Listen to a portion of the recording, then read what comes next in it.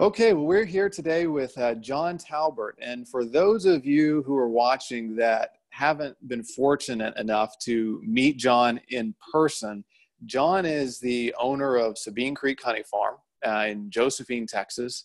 And he's been a sideline and commercial beekeeper for 35 years now. So tremendous amount of experience. He's also been the president of the Collin County Beekeepers Association, president of the Texas Beekeepers Association, a director for the American Beekeeping Federation.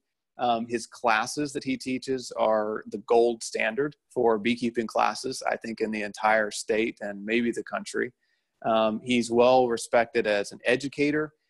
He's also a nationwide advocate for youth in beekeeping through youth programs and queen programs, which is something I'm really eager to talk to him about later on in the interview.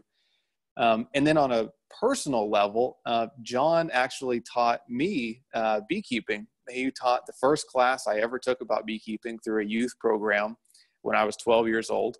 And not only did he teach that class, he then let me work with him for nearly a decade after that, and taught me how to be a sideline and then taught me how to be a commercial beekeeper. So he has an immense amount of knowledge about all aspects beekeeping. And then he and his late wife, Levada, actually walked down the aisle at my wedding as our adopted grandparents. So great personal friend, and so much of what I know in beekeeping I owe to John. So I'm very honored and eager to pick his brain on a variety of beekeeping topics today. So John, welcome, and thanks for taking time out of your busy day today. Well, thank you, Blake. And by the way, folks, he said I taught him all this stuff. I just provided the vehicle where Blake was learning. You know, that's one of the things I enjoy about dealing with young people. You don't really teach them anything, and we'll talk about that more. You just provide an opportunity for them to learn. And the more opportunities you can provide, the better off you are. We're having fun here, Blake. You know, you and I both know it. We have fun with our beekeeping. And that's why I've stayed with it at the age where I am. And it's been a fun go. Yeah, it's kind of, you know, you talk to a lot of commercial beekeepers and they'll tell you if it weren't fun, it might just be too hard. It's once you get to the scale you and I are at, it's a whole nother world out there. But it's still fun. Every day I wake up and love what I do. Yeah, I agree with that because it's a lifelong learning experience. And you can think you know all there is to know about beekeeping, and they'll teach you something new tomorrow, sometimes today. Right. So true. Well, one thing I want to discuss with you, John, is, you know, you have decades of experience in beekeeping.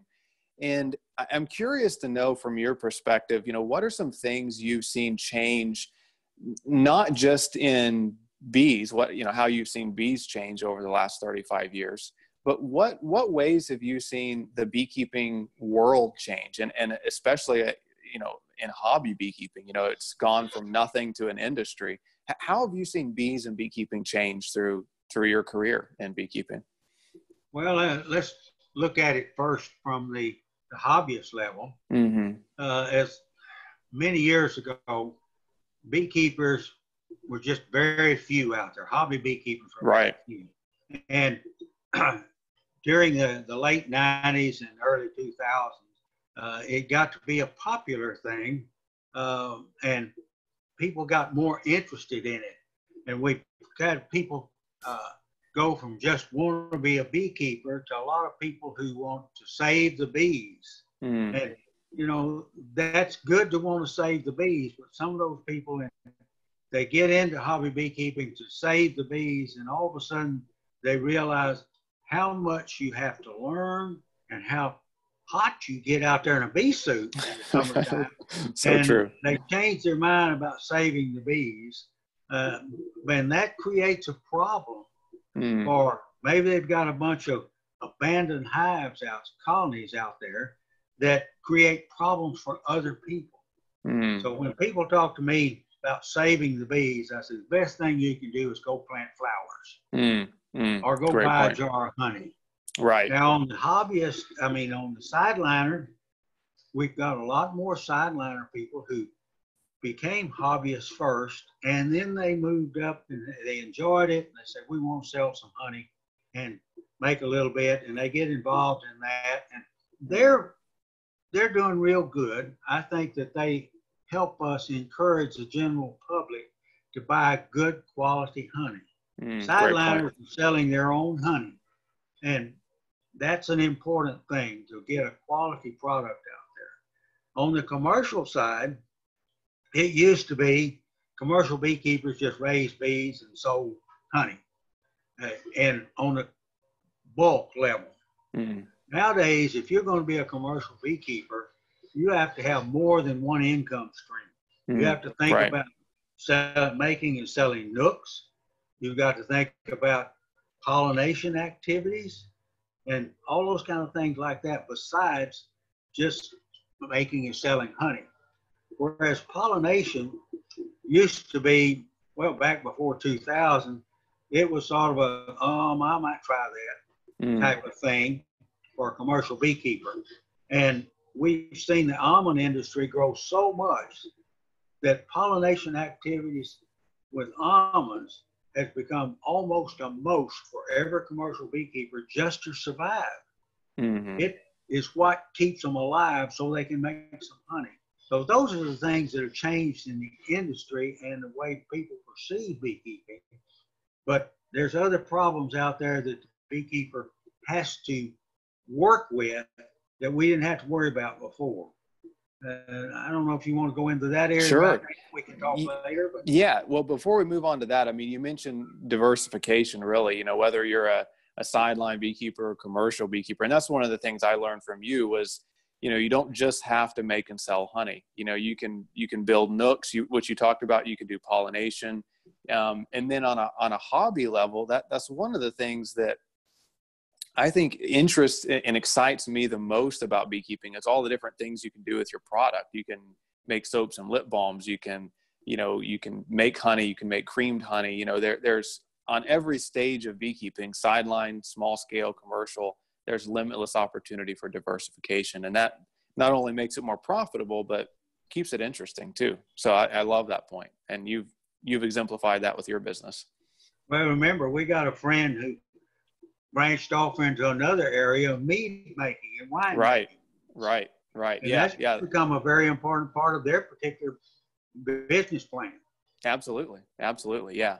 Well, yeah, you talked about other issues that you see in beekeeping. So speaking to the beekeeper, you know, maybe speaking to the hobbyist beekeeper or sideline beekeeper, you know, what are some of the biggest issues you see that they've really got to focus in on if they're going to be a successful beekeeper? Okay, the number one thing for hobbyists to worry about is the health of their bees. It used to be real easy. When I started, you didn't worry about anything. You might worry about a little bit about American foul brood, right, and maybe some European foul brood. We didn't have anything else. Then things started changing. We got the tracheal mite back in the late 80s. And then that sort of went away after the bees got where they could handle it. But varroa mite came on in the mid 90s, and it's been nothing but grief ever since with them. Our bees, our European bees, were just had not ever had any experience with that varroa mite. And consequently, when it came in from the Far East, they had no protection. And we as beekeepers were blindsided by it. I remember the first time I went out to a colony that had crashed. I said, what happened here? Right, yeah. And we had to learn a lot, and we're still learning and still looking for a way to take care of the varroa problem. So beekeepers have got to work on that. Well, one of the ways that we know to work on that is keep your bees healthy by making sure that they get adequate pollen or pollen substitute, making sure that they get adequate carbohydrate, whether it's sugar syrup or high fructose corn syrup or something like that, because they've got to have good nourishment to be at their best in dealing with varroa mite. And these treatments that we put on them, as much as we try to get a non-destructive treatment, they still impact what happens in that colony. The honeybee is a tiny organism, and it is very susceptible to much lower chemical environment than we could ever think it is. So even though we find a product that can kill the mite, it also has a little problem on the bee. If you look at queen breeding, queens are much more susceptible to everything now than they ever were before. You're doing good if you can get a queen to last more than a year's time. So that's one of the things that beekeepers have to worry about. Keep your bees healthy, so taking care of the pathogens that come in. Of course, the small hive beetle drops in there too. And then you got to keep them healthy and make sure that when you're doing something to the bee, you're not trying to change what they do. They've been around a couple of million years, and they've been doing it a lot longer than we've been trying to help. And like I tell people, that your job of a beekeeper is to help them do what they do best. Over and the other thing is that the beekeeper has to worry about the forage that's out there. So sometimes people get set up and they say, I'm in a great area. And they look around and really all they have is green grass around. Bees don't do very well in that green desert. Not so much, no. Yeah, the forage we have, hobbyists don't have as much problem as a commercial beekeeper. I've seen our available forage starting to disappear. You remember, Blake, when we were first going down around Houston? You had no problem of setting 100 or 200 hives in a yard, and you come back and each one of them have 2 or 3 deeps full of honey. Yeah. Nowadays, you don't set as many bees in a yard, and you hope you get 2 small supers off of them. Right. There's neighborhoods everywhere. Yeah. And the forage has changed. That's one instance of urbanization going in and crowding out what was a great honey source. You're out up here in North Texas, where we had small acreages with fence rows that the bees could work. Nowadays, those small acres have been turned into 200 or 300 acre fields with no fence rows. And if they had a fence row, it's all been sprayed with Roundup. So the available forage is not there. So our beekeepers have to work harder to find good places. And those are the things that I think impact our beekeepers directly. Of course, on the other side of it, you got all this foreign honey coming in that depletes the market share for our American beekeepers. So if I'm hearing you right, beekeepers just have to be much more vigilant now than they were in the old days. You don't just put a hive out in the field or the backyard and expect it to thrive and make 100 pounds of honey. You might still make a good crop, but you've really got to be on top of your bee management and maybe not expect them to make a 100-pound crop and then a second crop in the fall anymore. They might make a smaller crop in the springtime, and you're really going to have to watch your management throughout the summer and fall. Absolutely. In my grandfather's day, he had a dozen hives back behind the house. They only touched them when they went to pull the honey out of them. No other time did they bother with those bees. Wow. Yeah, I can't even imagine that now. It's a different world. So along with that, you've got so much experience in beekeeping. You work with so many new beekeepers and even seasoned beekeepers. What are some of the same mistakes that you see beekeepers make over and over again? And how can somebody watching this who's new to beekeeping, or even not a longtime beekeeper, how can they avoid those mistakes themselves? Well, the biggest mistake is that they don't manage, they're not vigilant with their bees, just like you were talking about. They won't set them out there and not take care of them, or they don't understand what they're seeing in their beehive.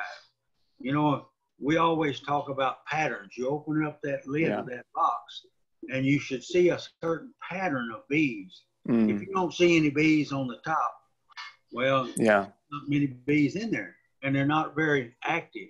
If you can raise that up and you see an oval shaped group of bees right on the top, you know you got brood under them there, right there. Lots of bees because they're taking care of it. And that's a good sign. Then when you pull up a frame and you look at the brood pattern that's there, you can recognize there where you got a problem. And those are things you can instantly see, but you have to understand what you're seeing. And so many beekeepers don't dig into it enough to understand what they're seeing. You know that I always say that the first year with your hive is learning about the bees. If you make a crop of honey off of it, even if it's just 30 pounds, that's icing on the cake. Learn your bees. Watch the bees. Sit there before you even open up the hive. Stop and stand there and see what's coming and going out the front door. Because that'll tell you a lot of what's going on. If they're bringing in a lot of pollen, or if you see a lot of bees come in and stop and they're met by another bee and they go face to face for a little bit, they're bringing in nectar. So those are things that tell you what's going on in there. And so you got to be vigilant, and you just can't walk away and forget. Yeah, right. So when you're going through a beehive, what are you looking for? Let's say you're back behind your shop in Josephine, and you've got a couple dozen hives back there, and you want to do some hive inspections. When you're opening up a hive, you give them some smoke, you start pulling out frames. What are the key things you're watching for? And what are the key signals that everything's okay or you've got a problem? Well, I like to walk out there. In fact, right now, every morning I go out and walk the dog, and we walk by the beehives out there. And I want to see a few bees on the front door of that hive. If it's barren, I say, I better come back today and see what's happening in there. I want to see some bees on their front door, and we're busy there. Then when I come back, I get them with a puff of smoke and raise that lid. And I would like to see, now, let's just say I've got a single deep there. When I raise that lid, I want to see a cluster of bees on the middle 3 or 4 frames. That tells me that I've got a good cluster size there. I've got a bunch of activity going on in the center of the colony that's probably good brood. As I reach through and start an inspection, I would like to see at least a 3/4 frame of brood on that center frame and taper down as we go out from there. Now, and if I've got a deep on there or a medium super, whatever it is, and I open it up, I want to see a number of bees on every frame. That means I've got about the right number of bees in that colony so they can work it. I don't want to open it up and see hive beetles running everywhere. If I see hive beetles running everywhere, I don't have enough bees in that colony. I've got too much open space. So the bees will manage the hive beetles in most cases by having massive numbers of bees. They harass the beetles all the time if they got enough bees there and not too much equipment. Some of our what's too many hive beetles? So when you open up your hive and you're seeing adult hive beetles, how many is too many and you're concerned? Well, if I see half a dozen of them on the top bar, and I see a little cage of propolis around them, that tells me there's enough that the bees are trying to cage those beetles up. Of course, once you raise that lid, they're going to scatter. Right. A dozen of them are so trapped up there, that means they're trying to manage the situation, and you better help them. Perfect. Okay. Sorry to interrupt. There you go. Go for it. That's all right. Those are good points. And we want to encourage our people to watch it. And because hive beetles can be a real problem. For sure. So what else are you looking for as you're going through that hive? So you're looking at the top bars, you look for brood. Do you, I assume you look for eggs and larvae. Do you look for pollen stores or honey stores? What else are you looking for as you go through a hive? Once I determine the quality of my brood nest, I'll go ahead and start checking. By the way, in the brood nest, I want a good bit of honey up in the upper corners of those frames. if they don't have a lot of honey up there stored, then I look inside the brood and say, how much are they feeding those young bees? Because if they don't have stored up there, that means they're running short of honey. Perfect. Yeah. And then if I get up into the box above it, which is supposed to be a honey super, I want to look and see if they're starting to fill, the center frames. Usually they'll work from the center out. I want to see if they're starting to fill that, how much of they capped, how much is still wet, and I may do a shake test and see if it's really wet or if they're doing a good job of drying and that sort of thing. But the first thing I really look for is the number of bees. Are they properly filling the box that I have there? Perfect. And so I'm going to ask you what has kind of become a controversial question. You referenced if you're looking through a single story hive. A really common question is, what configuration should the brood nest be in? Should it be a deep and a medium? Should it be one deep box? Should it be two deep boxes? What's your recommendation in Texas for what should be the brood nest and what should be the supers? Well, let's just talk about personal opinion here. Perfect. My personal opinion is I like to run double deeps because I know that it gives me a lot of working room for my brood nest. Some people like to run the medium along with a single, but my personal belief is that you have a better brood nest if it's on a deep frame. If you have a medium frame there, you're limiting the size of that brood nest, that brood area there. And I like to run double deep because I can try to keep, in the winter, I want to keep that queen down in the bottom box with that second box nearly full of honey to go, or syrup, whatever it is, to go through the winter. Perfect. And with that deep, she can work back and forth with that and have adequate food stores for all winter here in Texas. Sometimes if you've got a medium up there and she starts moving up, well, she doesn't have anywhere to go besides that 6 1/4 inches of brood box there. And that may not be enough to get her through the winter. So I like to start off with a double D with a brood nest in the bottom and plenty of carbohydrate in the top box. And I know I can get through the winter real good. Yeah. And that makes perfect sense. And really, I mean, commercially, that's how we do it. And I know you guys do it as well. The 2 deep boxes just gives you, as you said, all the room that queen needs plus room for stores. And it's perfect for overwintering. And then everything above those 2 deeps would be your honey supers. And yeah, how much honey do you try to leave on your bees for the winter time? How many pounds, if you were to estimate? Yeah, 3/4 of that deep full of honey. 3/4. Okay. Somewhere around 40 pounds, 40, 50 pounds. And perfect. I feel like that'll take them through, and I shouldn't have to feed them, but I want to go back through the winter and check and see what that box is doing.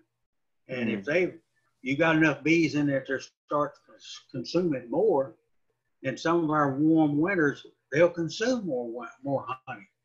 And, they got more flying time and not that much out there to bring in, so they'll consume more. I like to do that, start with a good box full of honey, and then check them in the late winter, December. Start checking again in January. And when we send them to California, I like that box to be 3/4 full. So that they get out there early before the bloom starts. They got enough to take care of them till that bloom does start. Right. And then if they're bees that stay here, I start checking real good in February and March and making sure they got an adequate food supply, because they can starve real quick if they've got any kind of good brood going. Yeah. It's amazing how much honey it takes to rear brood. I mean, you wouldn't think that they would need, a frame of honey to raise a frame of brood, but they often do. I mean, it's once that queen starts kicking into gear, they can just eat honey so fast, and there's not honey coming in January. So it can take a lot of food. And, the experts say that each particular larva is fed approximately 4,000 times. And it's amazing. A frame full of brood there, That's a lot of feed. It a lot of honey. Right. It really can. Absolutely. So in the time we've got left, switching gears slightly, I'm just looking behind you at all your labels for all your different honey products. And, I mentioned in the intro, but, you and Skip, your son, package a tremendous amount of honey that you produce and resell it to mom and pop stores. And, most people in Texas have harvested their honey at this point, and they've got it in a bucket or in a jar. And a common issue that I know you've got some creative solutions for is just granulation. Texas honey should granulate. It's a good thing that it granulates, and honey that doesn't ever granulate, we should be suspicious of. But whether you're a small scale or sideline beekeeper, and your bucket of honey starts granulating, or jars of honey start granulating, is that a bad thing? And when it does happen, what are your tips on reliquefying that honey, and how should we do that? Okay, I agree with you. Our Texas honey will granulate, should granulate. The only place you're going to find hardly any honey that doesn't granulate in that same period of time is South Georgia and North Florida with that Tupelo honey. So our good Texas wildflower honey is going to granulate. You've got it in a 5-gallon bucket. And what I set up years ago was an old upright deep freeze with 2 light bulbs in the bottom of it. And of course, you got your racks in there just the right height to set a bucket in. Right. I built a homemade thermostat from an electric hot water heater thermostat and wired it up. And I will set a bucket of honey in there. And it's a very soft heat with those light bulbs down in the bottom. And I've got it set to go off at 120 degrees. It doesn't ever get above 120 degrees. And overnight, I can completely liquefy that bucket of honey. It's soft enough, it doesn't damage anything inside the honey. And you get it real easy, and you can go then and bottle it and get it to your whoever the consumer is you're dealing with. So yeah.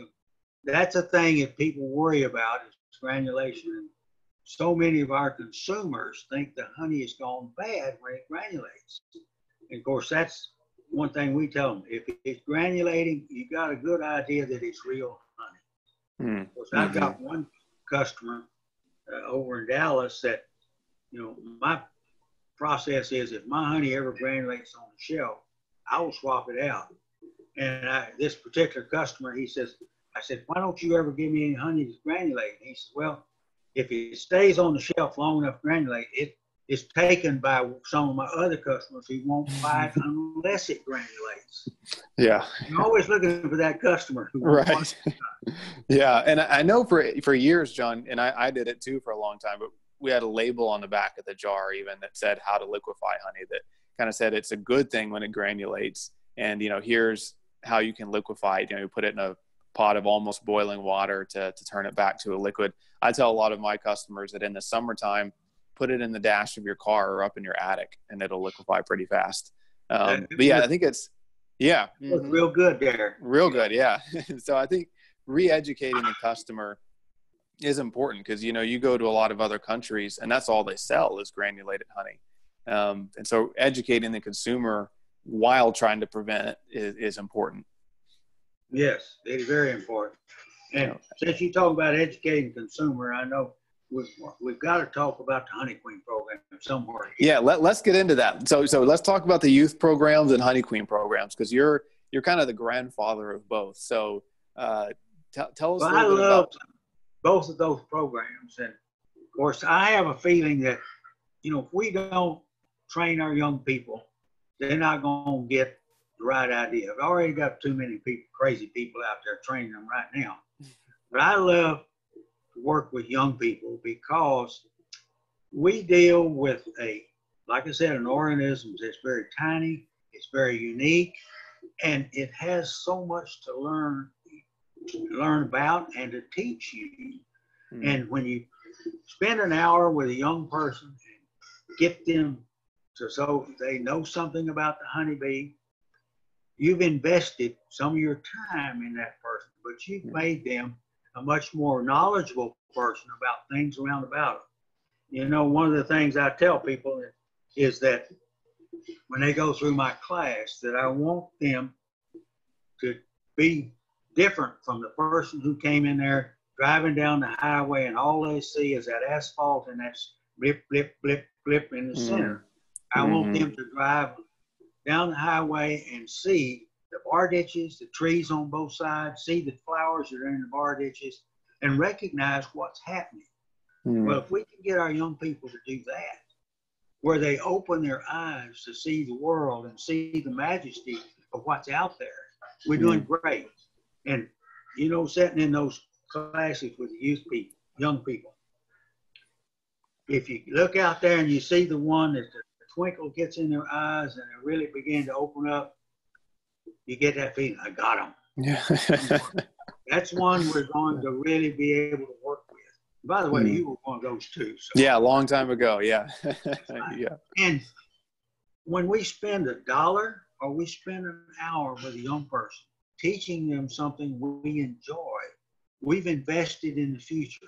They'll have tremendous payback for the rest of our life and their life and other people's lives. And that's why I like working with young people. And our club was, you know, the leader in that. And when you were in it, we traveled to ABF. And you and I both gave presentations about what can be done with young people. And our club program became the model for the rest of the country. Right. So it's a great program. Yeah. Well, and for those of you that may not know, I mean, John, your legacy really is exemplifying that. And I mean, there are countless, I'm one of them, but there are many other young people who kind of look to you as the person that really got them started in beekeeping, but not just beekeeping. And that's the neat thing that you've talked a lot about, the Queen program, but the youth program as well, is it doesn't just teach beekeeping. You know, it teaches them life skills that they're going to use forever. You know, how to speak, how to interact with people, how to educate, and those life skills they'll use forever. And so it's beyond just beekeeping even. That's right. You hit a very important point. As part of our program, each one of those young people have to give a report. You know, at the time you were starting, we only had maybe 50 people in the club. But now we run close to 200. How many opportunities to speak to 200 people the kids in their middle teens have? Yeah, none. It gives them stage presence and an understanding. And we try to teach them on how to properly present things. Now, you mentioned the Honey Queen program. That is such a great deal. It has two benefits. One, benefit for the young person who's in the Queen program, and the other is the benefit to the industry. The benefit to the young person who's in it is they learn so many life skills. The young lady we see, and I get to see more than any of them, anybody does really, they start off with a little girl with braces on her teeth and pigtails. Right. She starts learning about bees, and she starts learning how to take care of herself, how to groom, how to dress, and then start making the opportunity to give presentations, and then how to be interviewed by people, how to respond to questions, because as they go through the program, they'll probably be speaking to state legislators, governors, and all like that. And being out there in civic clubs, classrooms, and things like that, they make presentations. And if they move up through the program and they get to the American Honey Queen program, before all this pandemic stuff came along, they would travel greatly. We have two young girls who are young ladies, they're not just girls, but at this time, who travel the country, and we'll spend about $60,000 a year getting those young ladies to all over the country. They each will hit about 20 to 22 states in their travels. They learn how to conduct themselves out in the public. Right. How to, one thing, make expense reports. I had engineers before I became a full-time beekeeper, that was a challenge to get them to do correct. Right. Some leaders do that. They have to make reports about what they've done, who they spoke to. They make YouTube deals. It gives them so many life skills. And I've seen these young ladies come out of there and they're ready to tackle the world. Now, that's what it does for the young person. You look over here, what it does for the industry. So few of our American consumers know what honey really is, what honey can do, what it does in food as a food product, what it can do for medicinal properties. And they get out and make a lot of presentations and increase the awareness of the consumer of what a great and wonderful product we have. Mm. You look at it, when my grandfather was out there, that was the only sweetener they really had. Right. It was hard to get sugar as we know it now.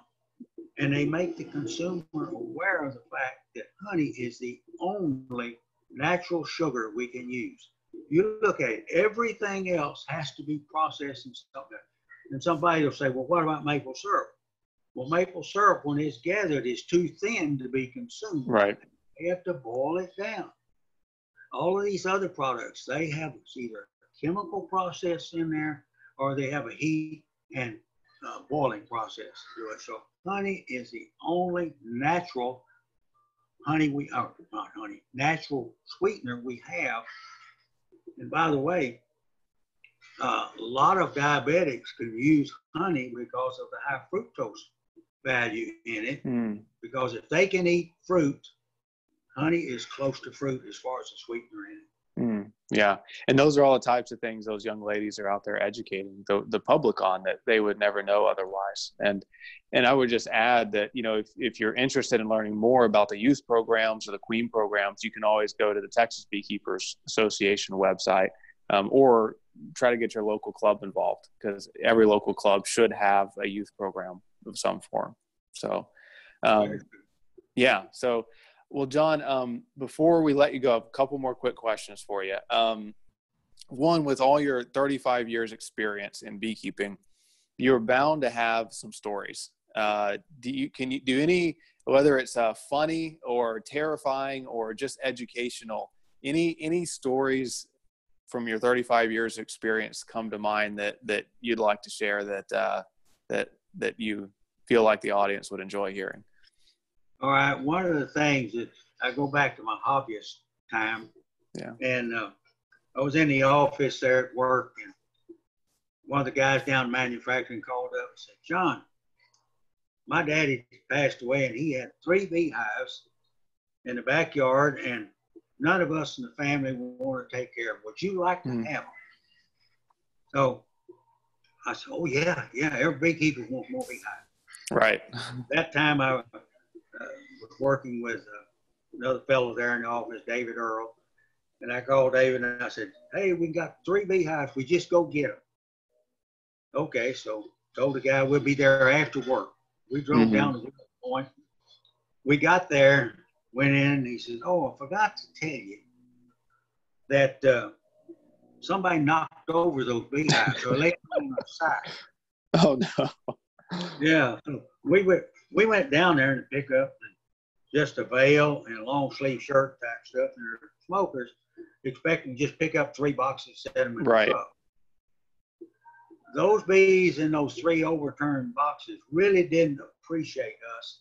Of course, it was 1882, which is a long time to work bees. Right. And we managed to get them all picked up, bundled up, strapped down, and put in the back of the pickup. We started home. And we've both been stung pretty good. And in fact, I had a hole in my veil, and they got into my head. Oh, no. We stopped at a Dairy Queen to get something before we could get home. We about starved to death. And walked in there, and David looked pretty close at me, and I still had a bunch of stingers in my neck. And we pulled those out, and he said, John, are we still having fun? So the point here is be careful what somebody gives you as free. No such thing as freebies, right? That's right. And then, of course, people who got them in their house, they think you ought to come take them out for nothing. Yeah. Another story I've got about watching what you do. One of my first beehives, I set the base of a tree out here close to the place. And we had high water come in, tipped that beehive over. Mm. I put on a pair of rubber boots, and I go down there and got a mail, and I pick up that box, and it was a double deep box. And I picked up the first one and was holding it up, and I bumped it against my chest. And what I didn't realize was there was a big beard of bees hanging on the bottom of that box. And when I bumped my chest with it, my lower chest, they all dropped down in my rubber boots. So oh no! Out there standing in water, holding a box of bees and get stung like crazy. So be careful if you pick up a box of bees. Look under the bottom. They may be a lot more there. It took a big Benadryl shot to get me where I could walk again. Oh, how many stings do you think you got? At least 25 on each leg. Oh my goodness. Well, they say it's good for arthritis, right? That's right. Wow. The thing I learned from that is be careful where you put your beehive. Put it on high ground. So every experience should be a learning experience. It's a great story, but what a great lesson. So that's great. Well, thank you for those. Well, last question. So kind of concluding all this, is there any final message, if you could speak to all the beekeepers in the industry of any scale at once, what is kind of one, it could be related to bees, beekeeping, or just the industry in general. Is there any one piece of advice that you feel like every beekeeper should know, or one thing that you feel like everyone, if you could communicate the one thing, what would it be? Gee, getting it down to one thing is difficult. I guess the thing I would say is learn about your bees, have fun with your bees, and take care of them. You have so much enjoyment there just from dealing with an organism like that that's so beneficial, and you're contributing to the good things in the world. But have fun with your bees. Don't make it a chore. Never lose that wonder, right? That's right. Yeah. And that's what keeps me going. You know, my wife keeps saying, when are you going to slow down? I said, well, when death catches me, it's going to be out of breath because I'm going to be. And I love bees. And, I love working with people who love bees. I get to see so many people and share their experiences with them.